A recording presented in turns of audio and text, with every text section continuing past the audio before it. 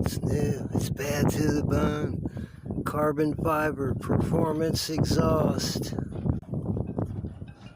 Should we start it up? Heck yeah, we should. Let's see what it sounds like.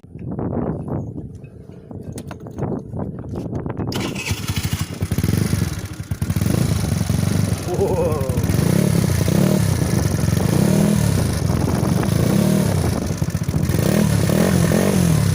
Wow, throaty. Alright, so I took it for a ride. Was it bad to the bone? My friends, it hit 55 miles per hour. Of course, that was on this speedometer, but I'm sure it's well near 50 miles an hour. I'm happy. That was the secret to unlock the power. Performance muffler, people.